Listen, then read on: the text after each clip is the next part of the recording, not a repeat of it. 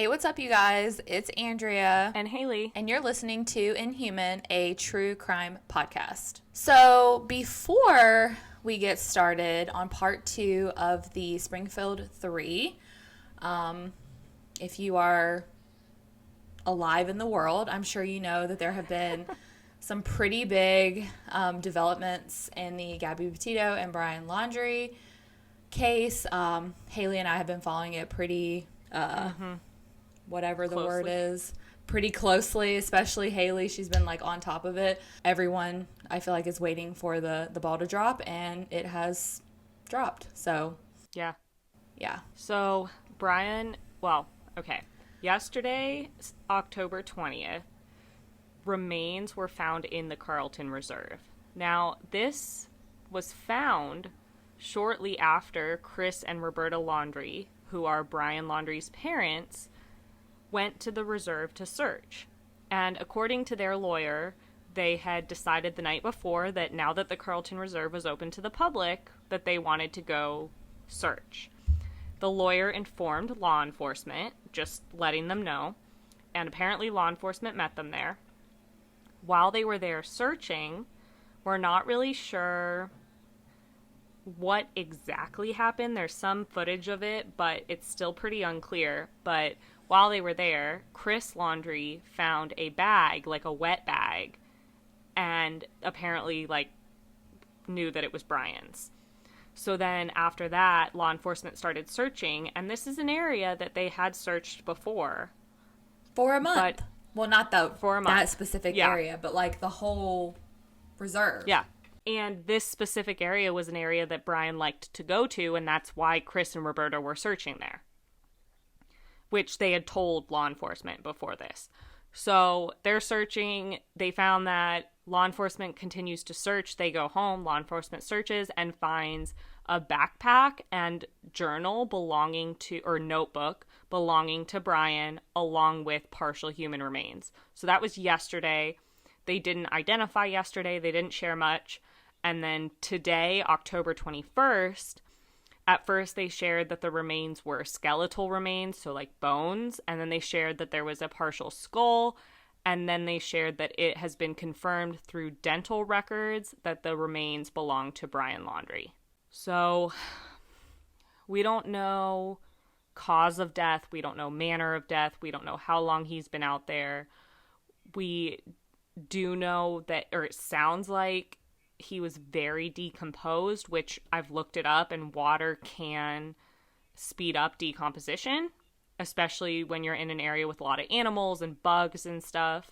Mm-hmm. And it's Florida, so it's so hot. Yep. But yeah, so now the likelihood of us knowing what happened to sweet Gabby is very low. Her family is obviously going through an extremely difficult time right now. Mm-hmm. And she will never get full justice in my eyes. No justice, no peace. Yep. It's better he's dead than out there, like Casey Anthony. There's at least I've gotten this I've gotten this comment multiple times. I love that. People, no, yeah. I mean, at least he's not out there, and because who knows, they might have been able to try to say he was innocent. Who knows where a trial would have gone. That's true. So that is the positive. But, of course, it would have been way better to see him rot in jail. Mm-hmm. Allegedly, if he allegedly did this is all alleged. We don't know for sure. But we do know that Gabby was murdered. And Brian we don't know that he took his life. But that's the speculation. Know that he is no longer alive. And I don't know if we're ever going to get a cause of death. If it was really just skeletal remains, we may never know. So, yeah, that's the big update. We hope that there is a full investigation into both of their deaths and that the parents will be questioned just about what they know. Absolutely.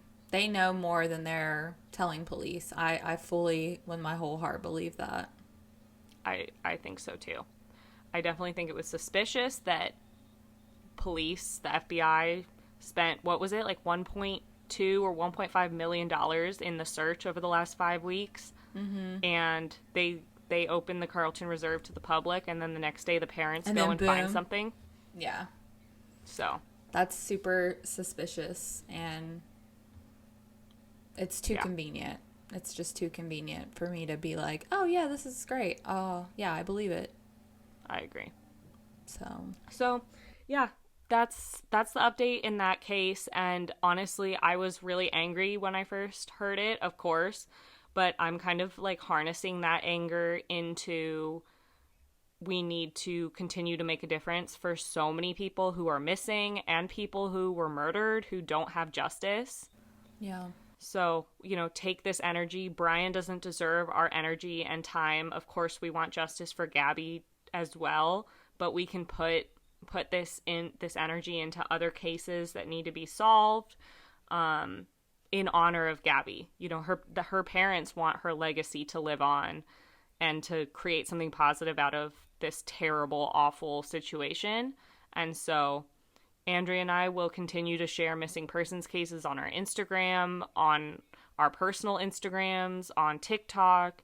We're going to do as much as we can, and we tend to cover a lot of unsolved cases. It's just our nature.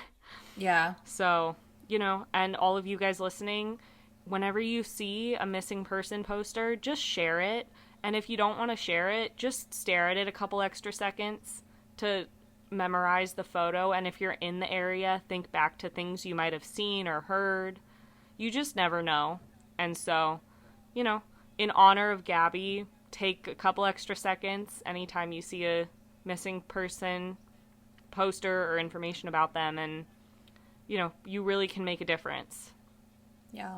Part of me wishes, or hopes, I guess I should say, that maybe in that stuff that they found, there's going to be some type of confession letter or some type of recounting of events, because, he sounds like a textbook narcissist, and he was really into writing, so yeah. I mean, I don't know if they'll be able to salvage it, since all that, the remains and the backpack were found where water had been. Where water was, yeah. Yeah, but yeah. We can hope, a lot of people thought he was too narcissistic to take his own life. And, we don't know for sure that that's what happened, but he definitely wasn't out on the run. So who knows? There might be a confession. At first I was like, there's no way, but there very, very well may be. So we can hope, and we can keep Gabby's family in our thoughts and prayers, and we Absolutely. can continue to do everything we can to make a difference. And absolutely. Yeah. Thank you for coming to my TED Talk. Yeah. I feel like I just word vomited. No, it needs to be shared, and I'm sure most of our listeners are on top of it and know what's going on, but there may be people who have no idea that there has been such a big break, I guess you could say, in the case. Yeah. So that's part of our duty as podcasters, true crime podcasters, I feel like. Yeah. Whether it's this case or another case, if we know something, we want to share it with you guys. Absolutely.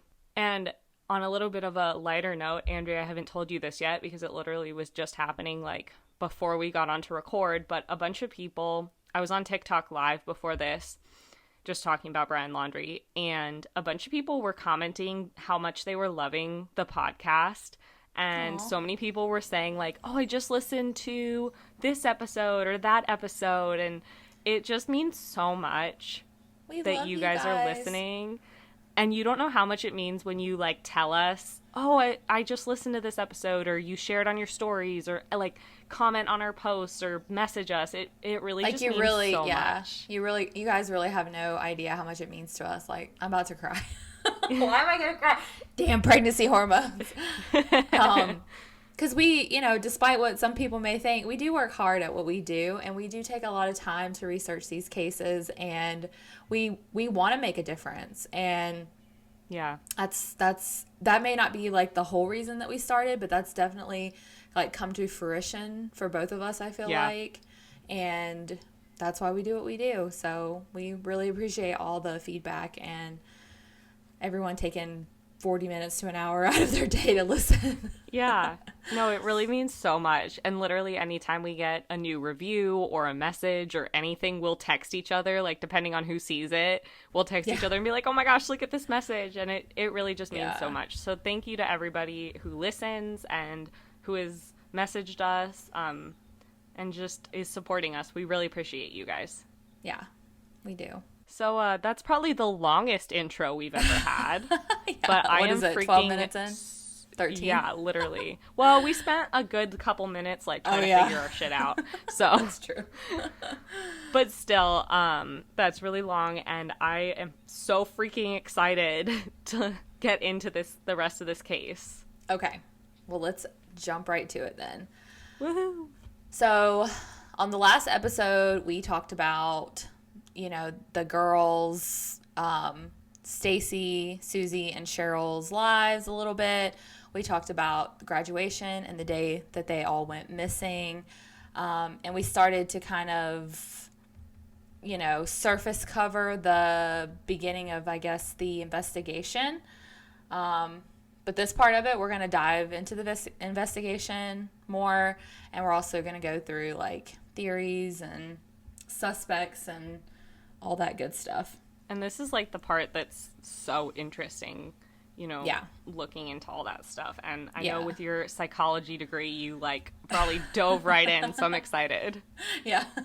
Okay, so the days following the girls' disappearance, or the women, I say girls and women, like, kind of back and forth throughout, but they were women. They had several days of rain, so right after they went missing, there was, like, several days of rain. That's not good. I know. That puts a damper on the whole situation as far as, like, searching, because it's really hard to search in the rain, especially in the Ozarks, which is, like, where they were, basically, like the Ozark Mountains and forests and all that. Right. Janice, who, if you will remember, is Stacy McCall's mother, she put up missing flyers all over town. There's actually one missing flyer that's still up in a local restaurant/bar. Oh, wow. Even after all this time, because the owner of that restaurant promised Janice that he would never take it down until the girls were found. Oh, my God. Is it the same one that she put up that day? Yeah, it's the same flyer. Wow. Yep. In the beginning, Janice didn't feel super confident that the police were doing everything in their power to investigate her daughter's disappearance. They had a 30-person team investigating what they knew so far. They did an area-wide search. They dredged lakes, rivers, and they even sought out on horseback into the Ozark Mountains looking for the women. And she still didn't feel like it was enough? I think it was, I mean, the way that I understood it was that it was delayed and so many people were just not convinced that they were really in danger or in harm, like, Oh, okay. So I feel like maybe she felt like they weren't taking it, like, super seriously, but they eventually did, put together this 30-person team to investigate, and then they, like I said, they went into the Ozark Mountains and dredged, like, lakes and rivers in the area, because there's tons of that, because it's, like, huge nature area. Right. The residences of Springfield also helped in the search. They racked their brains for any information they may have known or overlooked or forgotten about. Kind of like you were saying at the beginning of this, like, even if you just stare at a missing persons flyer and try to remember, like, those faces. Right. Maybe if you think back to what you did, the grocery store, who you saw, the gas station, whatever, like, you never know. You might have seen these people. It didn't take long for the case to pick up national media coverage. The police department took tons and tons of tips from the public, and they pursued every single one. Wow. That was justified in looking into more. Right.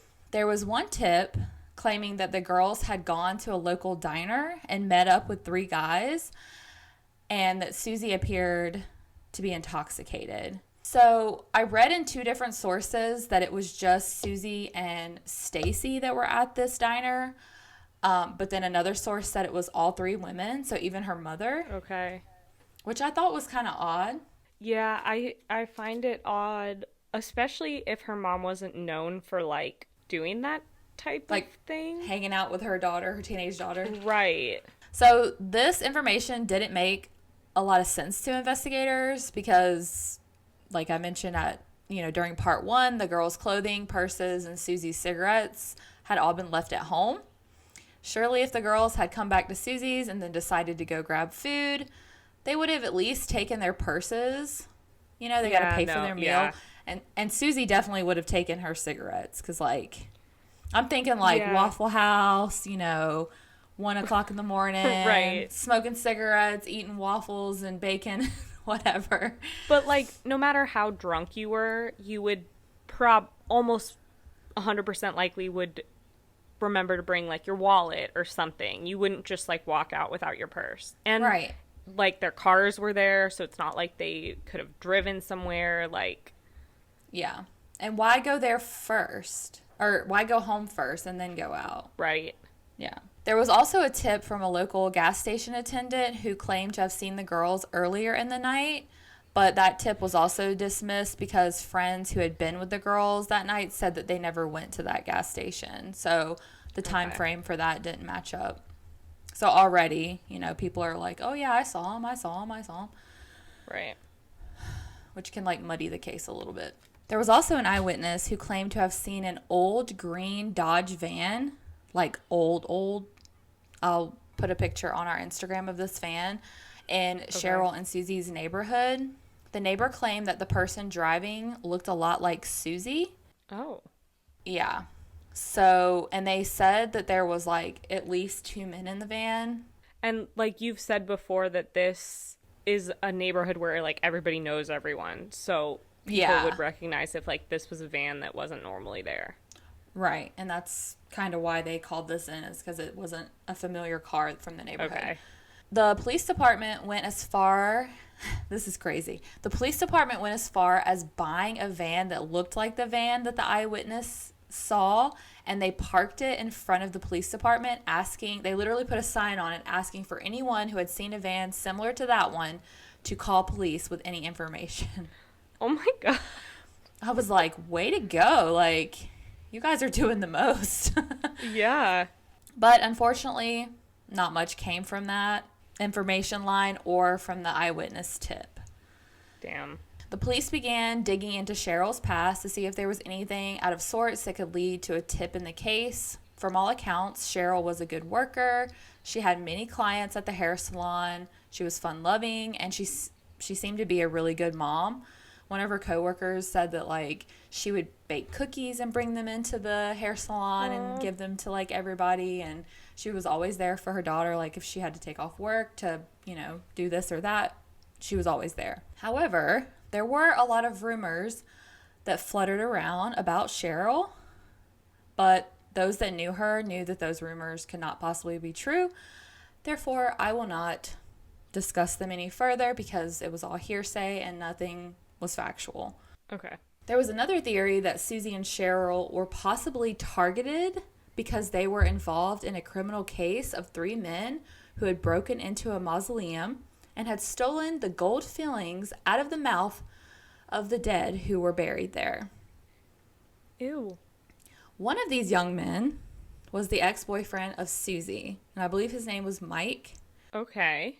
So there was a lot of speculation that they were going to have to testify against these men, which I don't know why, because it's not like they were involved in the case, but maybe character witnesses or something. Right. And people thought maybe they knew that they weren't going to give them a good witness statement and kidnap them, but I don't know. Doesn't really add up to me. Okay. There are many, many theories as to what happened to Sherrill, Suzie, and Stacy. Police received a tip that the women had been buried under a hospital parking lot. There was even a petition for law enforcement to dig up the parking lot. Oh my and God. there was a psychic who was involved, and she, I guess, hired an engineer to come out, and he used ground penetrating radar. Allegedly, he did find 3 objects that he claimed were consistent with a burial site. aka bodies. Okay. However, the building and the parking lot weren't built until after a year after the women went missing. But couldn't they have been buried there when it happened and then it was built over it? So, what people that believed this theory thought that the women had been kept somewhere else and then buried there after the fact, because they hadn't even started construction until after a year after they went missing. Okay. But no one really, like the SPD, like the Springfield Police Department, like they did not believe that information was credible, because how would someone get away with keeping 3 bodies for a year somewhere? Right.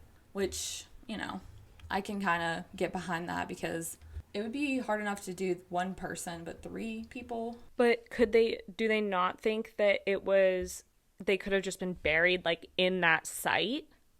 Like, wherever it was? Like, yeah, I don't know. That's a good question. Like, they could have been buried there previously, and then they just happened to build a parking lot over it.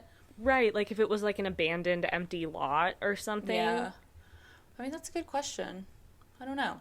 They didn't find it credible for whatever reason. Okay. Which I'm like, ground penetrating radar, I feel like that's pretty accurate. At least like go and take that and do your own search. Yeah. Yeah. It's not like it was just him being like, I sensed something. Like he. Yeah, like. Yeah. Yeah. Like, yeah. Not that that's what psychics do, but. And he wasn't a psychic. He was actually an engineer. He was just hired by a psychic. On that note, though, another theory is that the women were abducted by aliens. People believe this to be true because they just vanished into thin air without a trace. No.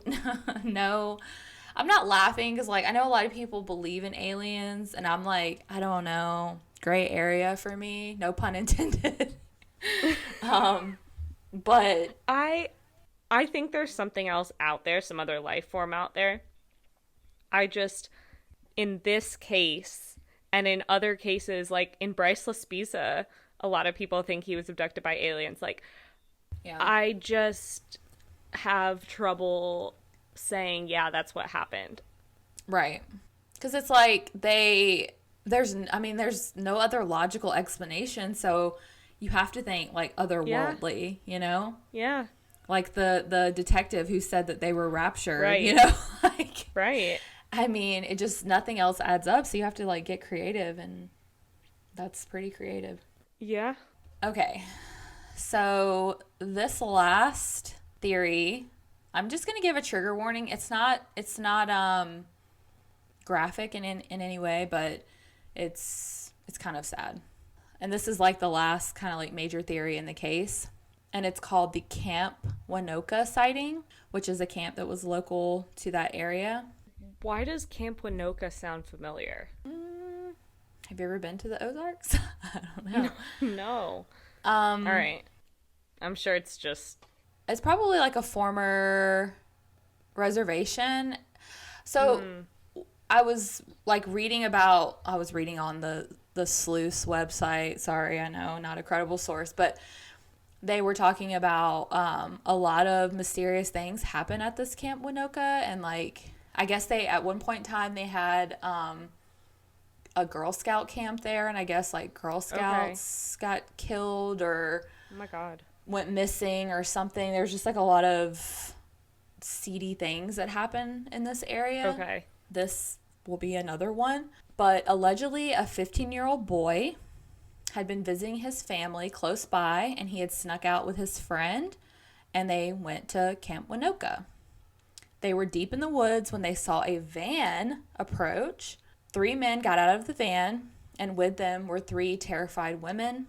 The women were begging for their lives. The boys were hiding, and they saw them all get murdered after being sexually assaulted. Then the 3 men took the bodies and left. So this was written on a blog post. This 15-year-old boy wrote about it on a blog post. I don't know how old he was when he actually wrote it. And then he actually went on to say that the events of that night affected his friend so greatly that he took his own life. Oh my God. So a lot of people think that this is potentially credible, and there's even investigators in the case who think that this is the most credible theory of all. Okay.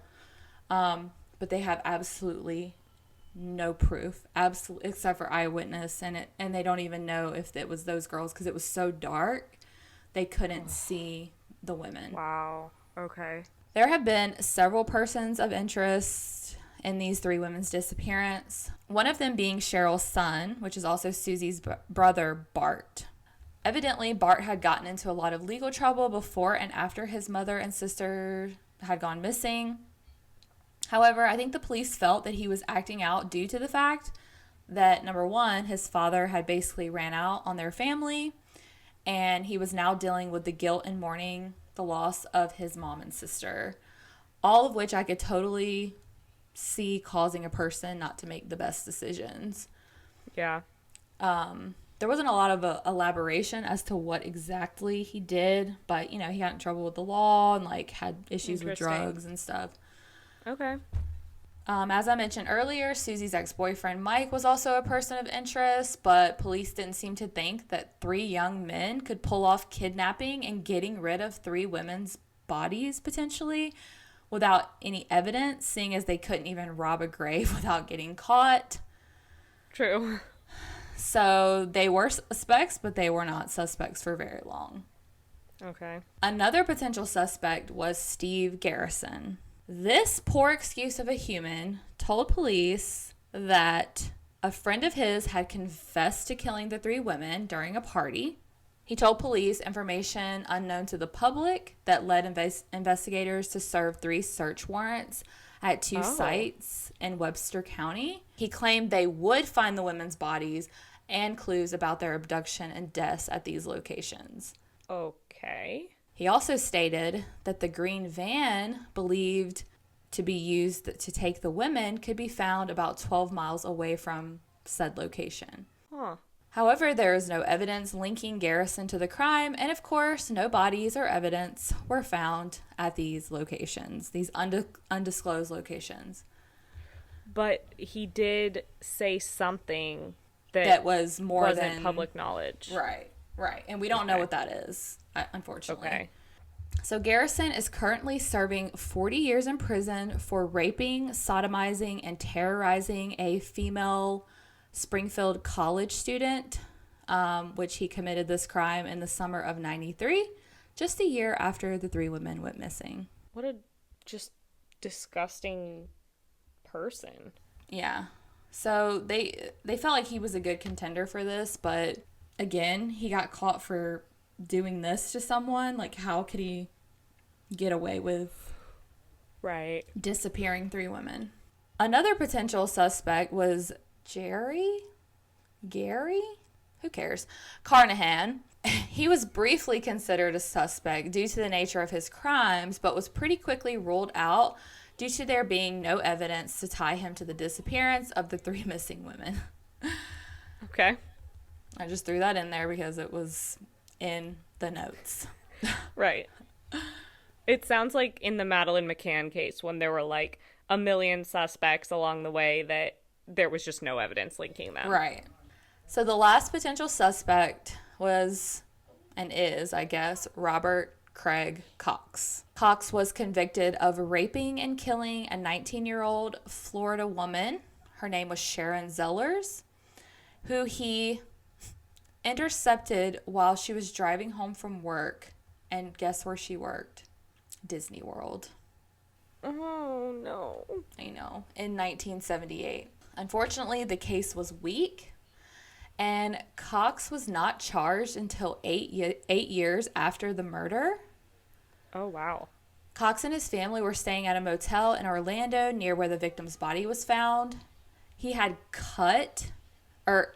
bit off his tongue, essentially, bit off the tip of his tongue, and police found hair and blood samples near the victim and in her vehicle that were compatible with Cox's, because again, it's like the 80s or whatever at this point. Right. Cox, who lived in Springfield the summer of 1992, walked away from death row in 1989 after the Florida Supreme Court said the jury did not have enough evidence to convict him of this murder. What? Yeah. Isn't that up to the jury? No, not when it comes to the Supreme Court. I think the Supreme Court has precedence over. So, why the hell does the Supreme Court care about this guy? Yeah, I don't know. Not enough evidence? His blood and his hair were there. What do you mean? Right. What the fuck? So crazy. After he was released, he was immediately taken into custody to complete a prison sentence in California for an unrelated 1985 kidnapping. Okay. And then he returned to his hometown of Springfield, Missouri. And like I mentioned, he would have been in the area in 1992 when the 3 women went missing. Okay. It was also alleged that Cox worked at a car dealership that was owned by Stacy's father. Interesting. Okay. There is speculation that they never crossed paths, but I don't know. Right. He also had a very loose alibi for the morning the women went missing. Do you hear that? Annie? Yeah. I don't know what he's doing. He needs to be in bed. It's like almost 9. In 1995, so this fucker just keeps getting let off for everything under the sun. In 1995, he was finally arrested for holding a gun on a 12-year-old girl during a robbery in Decatur, Texas. Well, I know there's a Decatur, Illinois. Okay, well, there's a Decatur, Texas. I don't know why I put an N in there. I'm like thinking about wine or something. I don't know. And he is currently, thank the Lord, serving a life sentence for that robbery and is not eligible for parole until 2025, which I still will never understand why they call it a life sentence if they're eligible for parole ever. Yeah, I don't understand that either. Also, 2025 is not that far away. Yeah, that's like 4 years away. Yeah. Hopefully he will not get it based on all these other things, because even though he was dismissed or whatever and found not guilty or whatever, they need to take all that stuff into consideration. So I have a question, and you probably won't know the answer to this either, but if he was, so like double jeopardy is a thing. Right. But if he was charged by a jury and then the Supreme Court overturned it, can they not do another trial because the Supreme Court just said, no, he's not involved? Or did the Supreme Court say, based on this trial, the jury did not have enough evidence? Because then it would feel like a mistrial. So the way I understand it is if you are convicted of the crime, which I think he initially was, they cannot recharge you for the same crime. Regardless. Because it wouldn't be a mistrial because he was actually convicted. He was tried. Because I think a mistrial has to be like called before the what is it? I'm drawing a blank Defendant? Too. No. Defendant? No. Covenant? Before Covenant? Conviction? The person, the criminal, is tried. The defendant. But it's a word with a C. That's not criminal. I don't know. I'm ready for bed. I can't think of it either. Okay. Whatever. You guys know what we're talking about. Okay. No wonder people think we're dumb. Anyway. We're not, I promise. It's just late. Well, it's not even late for you, but you worked all day and it's late here. So that's our story and we're sticking to it. All I can think about is the Raising Cane's I'm going to get when we're done, so. Okay. Through the years, Cox has toyed with Springfield police, saying he knows the women are dead and that they're buried near the city. His former girlfriend also recanted her statement, which proved Cox lied about his alibi on the morning the women went missing. So like I said, he had a loose alibi and she pretty much recanted everything she said. Okay. Cox also claimed that he would forward, what? Oh, he would come forward with what actually happened to the women once his mother was no longer alive. Interesting. A little fun fact about Mr. Cox. Mr. Cox sucker. Sorry. Anyway, he was formerly in the Army, and he was also an Army Ranger. Ooh. And police believe that he would know how to stay calm in a heavy situation, because when he was being questioned by investigators, he was like super calm, super cool, super collected, and he would kind of like take control of the conversation, which that's like psychopath, like I don't know. That's like BTK, like yeah, like yeah. Jeez, okay. Police believe that the profile for this case and whoever did this was in it to harm these women, either randomly or purposefully. Robbery obviously doesn't seem to be the cause, since their purses, jewelry, and money were untouched. Yeah. Because later they realized that Sherrill had like $130 in cash in her purse. Okay. Because it's like the 90s, everybody had cash back then. They believe that Sherrill or Suzie must have been the target, since it was their home and Stacy was just unfortunately in the wrong place at the wrong time. They also believe it was someone who didn't know Suzie's plan for that evening, since she had planned to sleep away from home. Okay. Or it was someone who saw Suzie and Stacy that night and decided to follow them home. Okay. There's also the case of how could 3 women be taken by one person? Was it more than one person? Or would it be easy to subdue Suzie and Stacy if Sherrill was already taken? And, you know, maybe. They're teenagers. They're scared. I could see that. Yeah. The Springfield Police Department has had other experts of cold cases, such as the FBI, look at the files, but nothing new has come from those fresh set of eyes taking a look. Police refer to this case as the perfect crime, due to there being no leads, no real evidence, and no concrete suspects. Yeah. There are a slew of unanswered questions when it comes to this case. How can 3 grown women just disappear without a trace? In 1997, Sherrill and Suzie were legally declared deceased. However, as of 2021, the case of the 3 missing women is still open and cold, and Sherrill Levitt, Suzie Streeter, and Stacy McCall are still considered missing.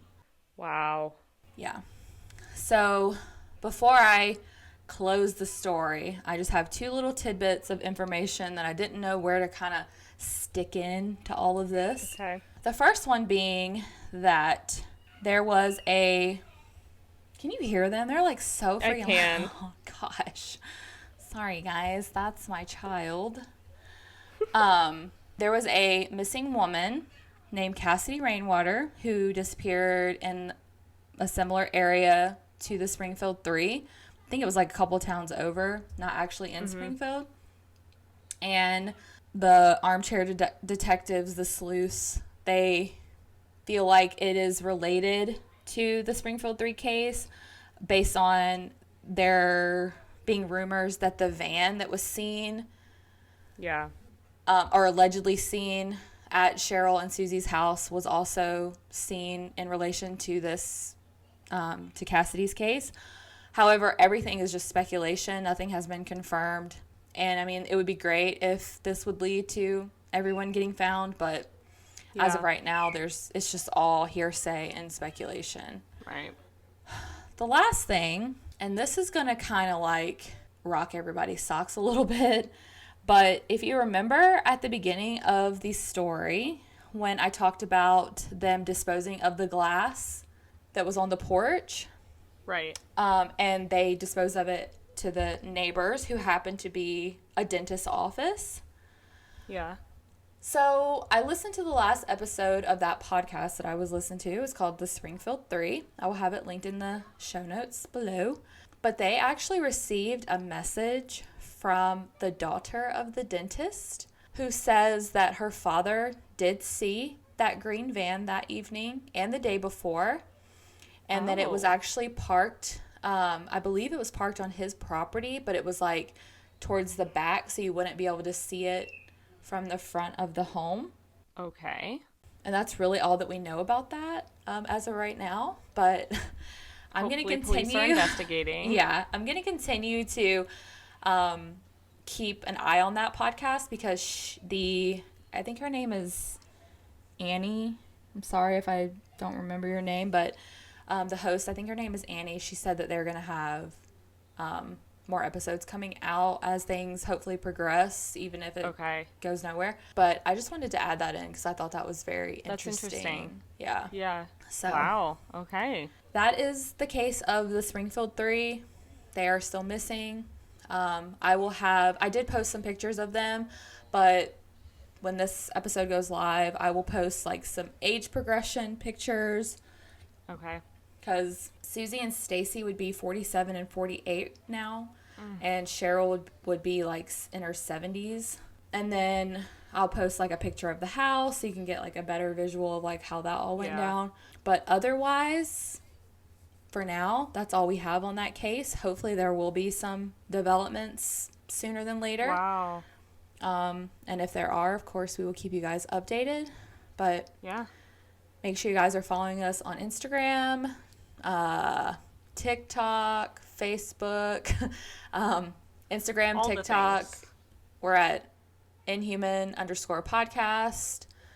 On Facebook, we are Inhuman, a true crime podcast. We try to have more of a discussion over there. It's kind of hard to discuss things on Instagram, but you guys do send us a message and talk about stuff, and we do like that. So keep doing that. That was really crazy. Wow. I want to know what. I know what happened to them. This is gonna be one of those cases that I think about all the time. That keeps me up at night. Yeah. I feel like so many that are like that for me, I've heard so many times, so I'm used to it. You know, when you told the Bryceless Pizza case, I'm okay, I want to know what happened, but I've heard that before. Whereas this one, I haven't heard it before, so now I'm I need to know more. I know. But I want to know more too. But that's all we have for now. I really hope. I mean, gosh. It's been almost 30 years. I know. And no evidence. Wow. It would be different if there was some blood, some hair, some something that they could but literally they don't nothing. Have anything, no. Wow. But thank you guys so much for listening, and until next week, keep it human. Bye.